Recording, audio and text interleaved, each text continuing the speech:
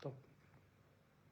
Et Assalamu alaikum wa rahmatullahi wa barakatuh.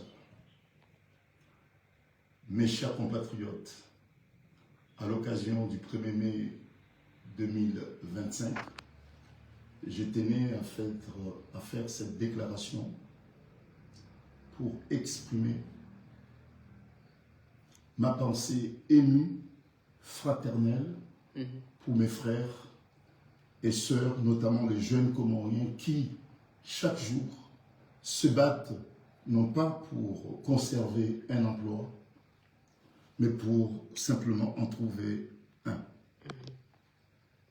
Dans un pays où le chômage est devenu la norme et où le gouvernement ne se soucie aucunement de créer les conditions, un environnement propice pour un avenir professionnel digne, l'angoisse de la précarité est quotidienne, constante et cruelle pour tous les Comoriens.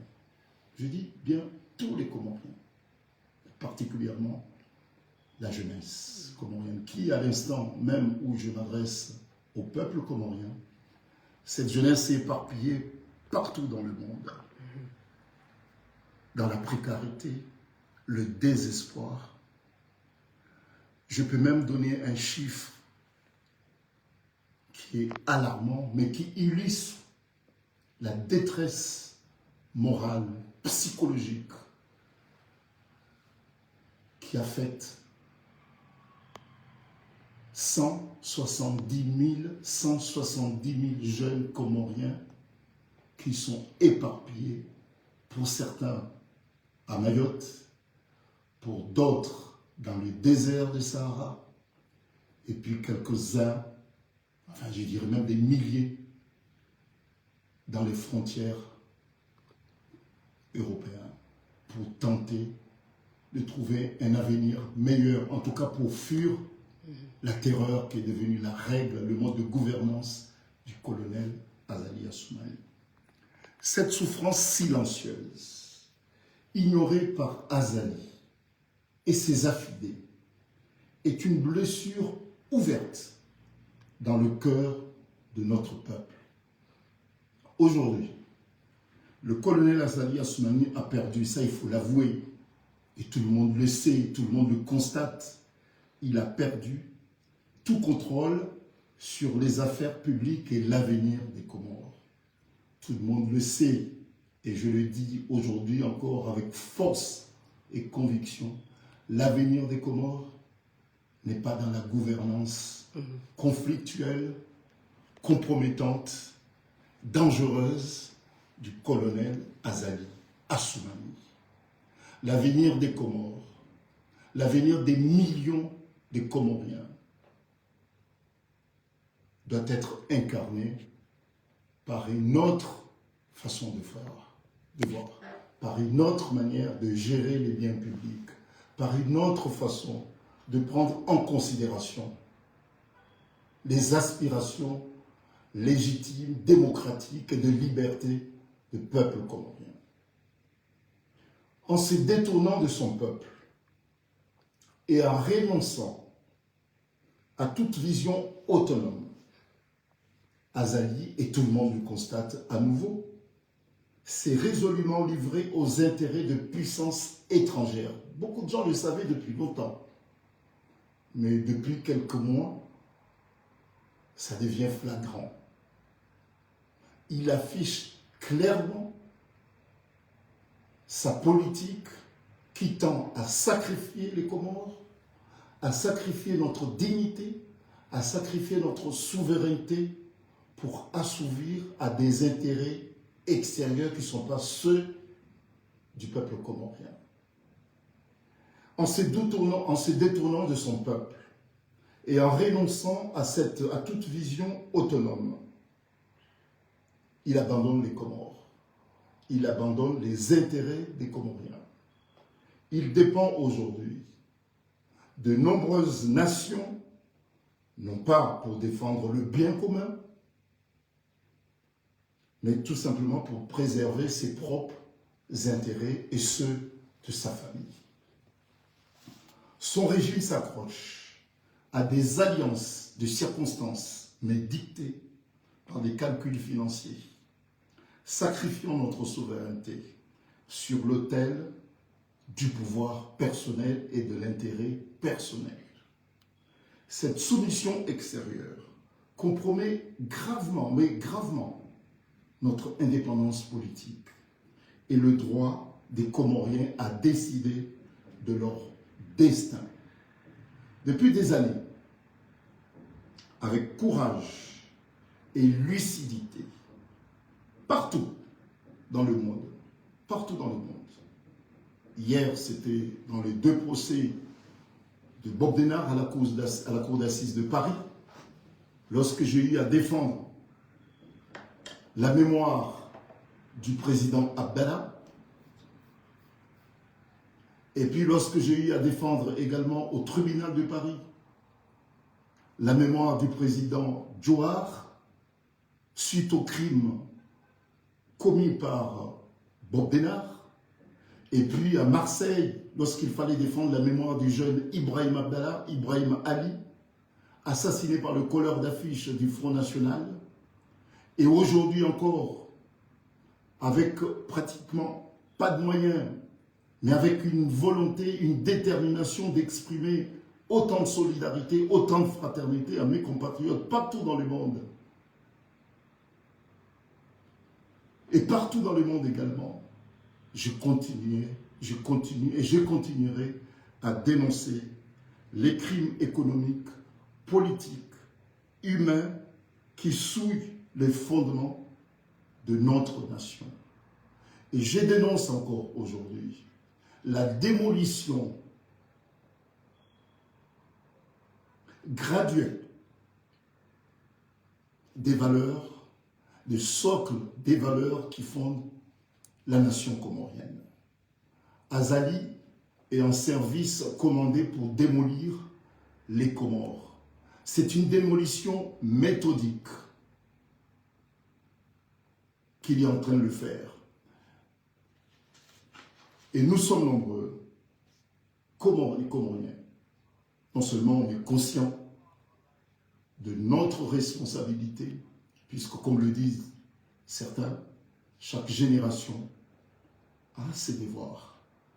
Notre devoir, celui de ma génération,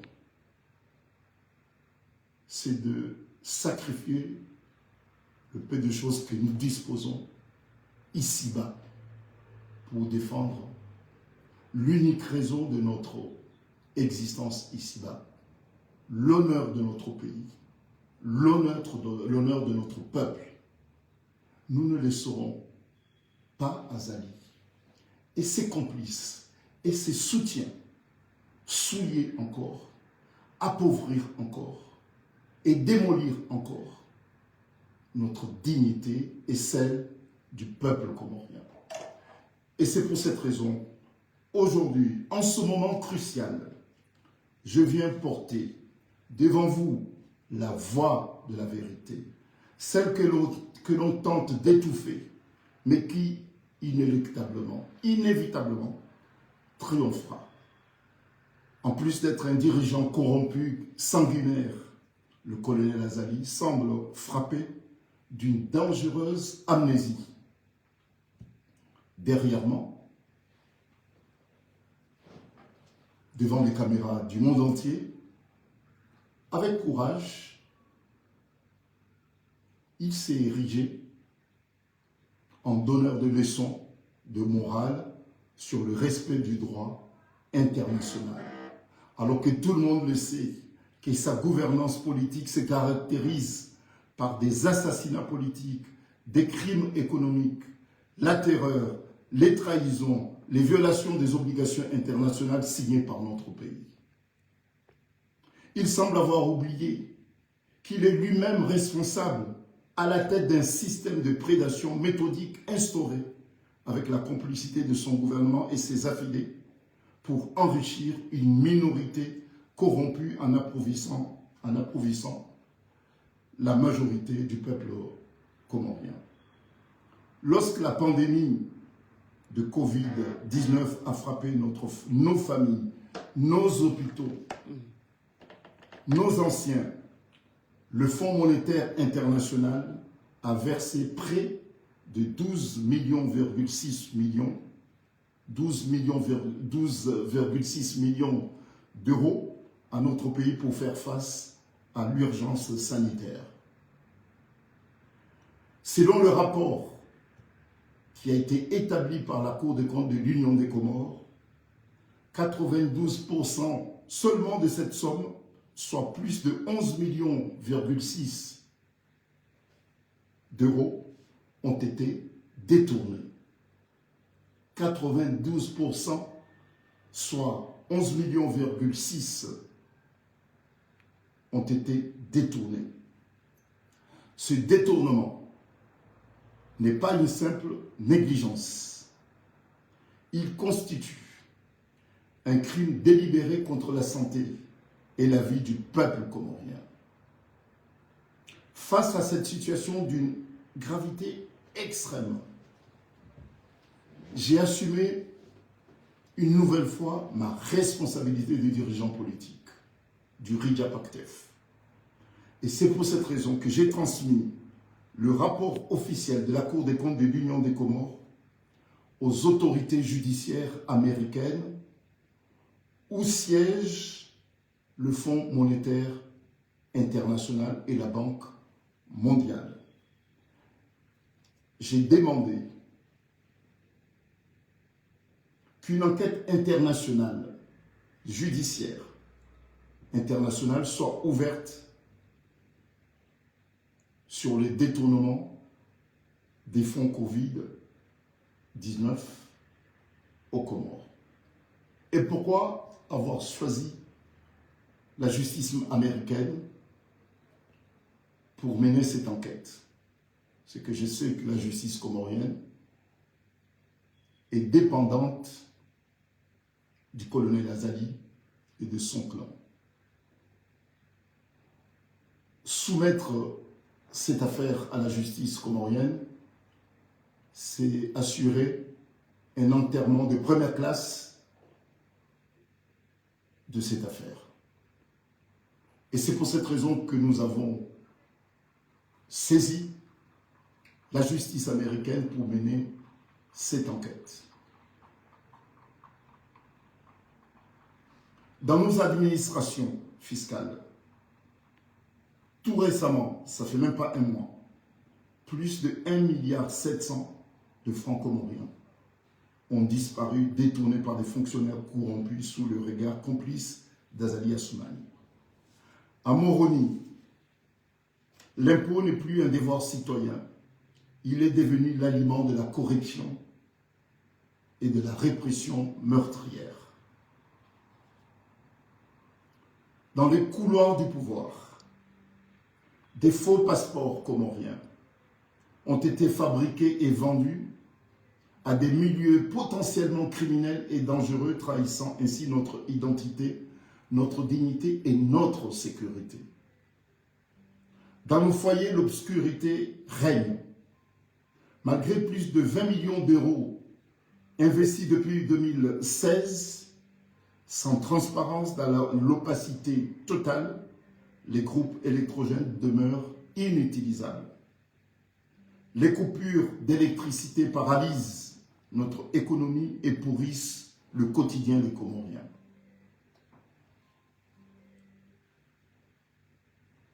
Quant aux 250 millions d'euros d'aide française censés servir l'avenir de nos enfants, de nos hôpitaux et nos infrastructures, ils ont été engloutis dans l'abîme de la corruption, sans école, sans soins et sans résultats.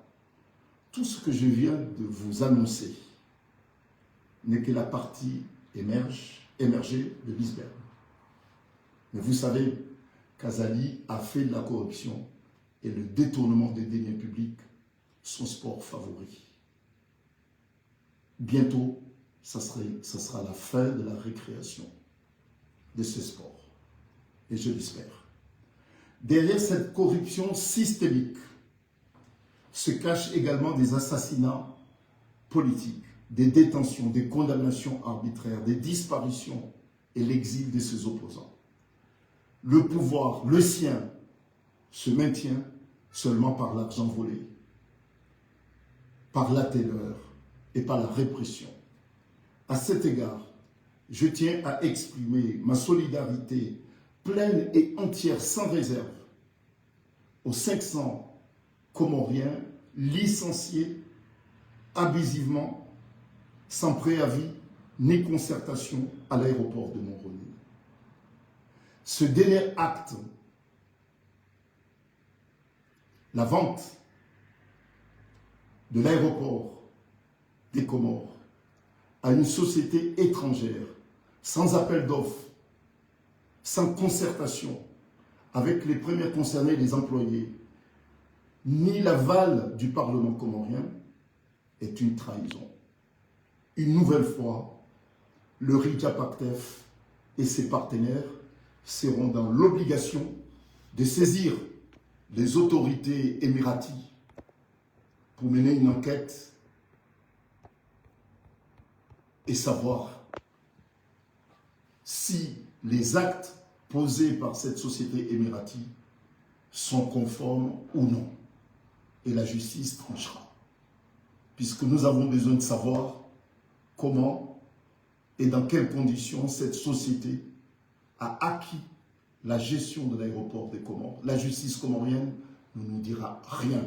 Et comme il s'agit d'une société étrangère, le siège, le tribunal du siège où se trouve cette société sera saisi pour éclairer le peuple comorien quant à la légalité, la régularité de la cession de l'aéroport des Comores au profit de cette société étrangère.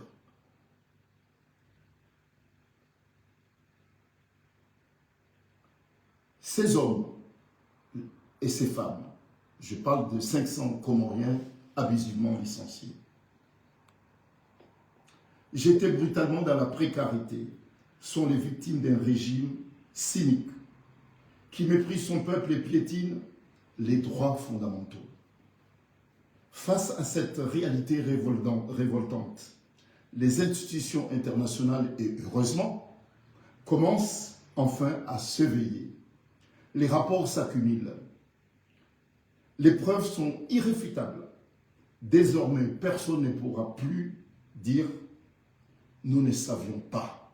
Tout le monde le sait qu'Azali a érigé la corruption, les détournements des deniers publics, en plus des assassinats, en plus des emprisonnements abusifs, une règle, une forme de gouvernance tolérée et acceptée.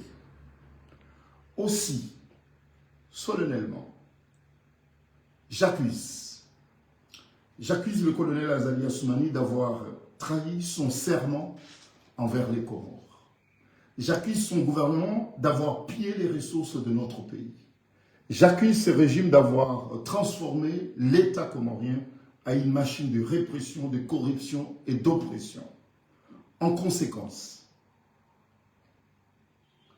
j'annonce avec gravité avoir engagé, en partenariat avec d'autres formations politiques comoriennes et des personnalités comoriennes, des initiatives judiciaires et diplomatiques pour que des mesures, notamment l'imposition immédiate des sanctions internationales ciblées contre les responsables de ces crimes économiques.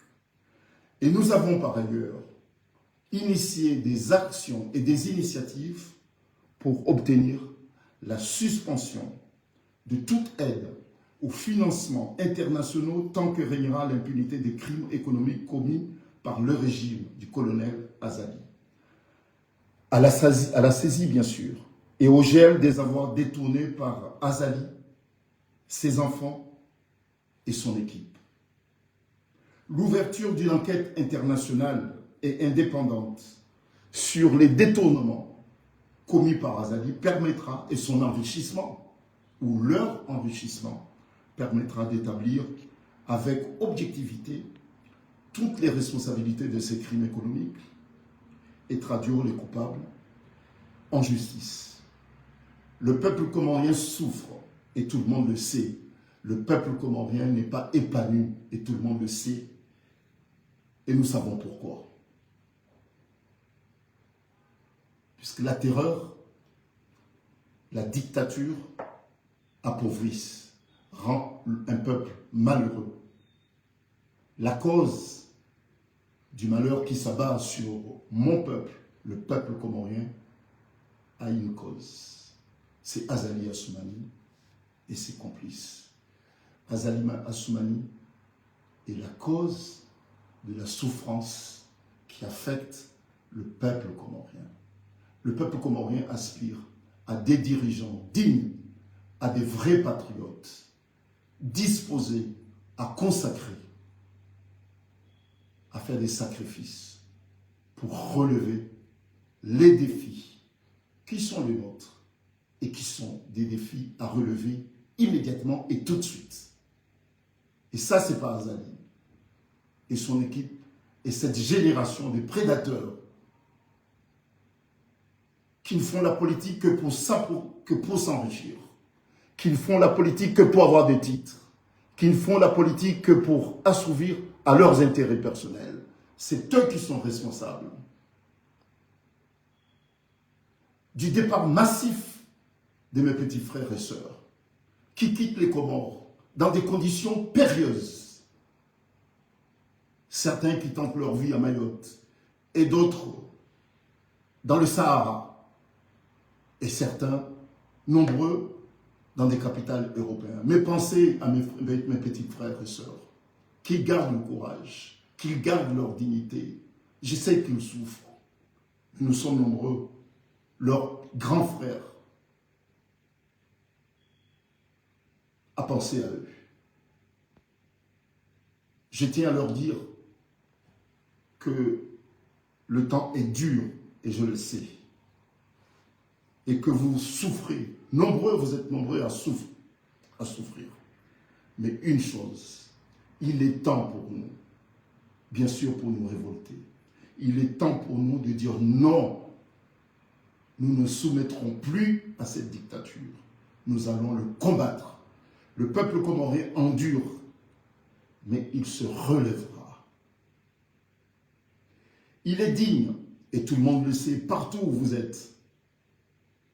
Ceux qui ont côtoyé les Comoriens le savent partout où ils se trouvent, que les Comoriens, c'est un peuple digne. Et vous serez bientôt libres, car nous sommes déterminés à reconquérir notre destin qui est pris en main, en otage, par une bande de criminels. Je sais que l'heure n'est plus au discours. Non, l'heure n'est plus au discours. L'heure est à l'action. L'heure de la justice a sonné. L'heure du patriotisme a sonné. Que Dieu protège les Comores. Que Dieu protège le peuple comorien. Que le peuple protège les peuples africains. Vive le panafricanisme éclairé, responsable. Que Dieu protège les Comores. Que Dieu protège l'Afrique. Que vive le peuple comorien libre, souverain, fraternel et humaniste et debout.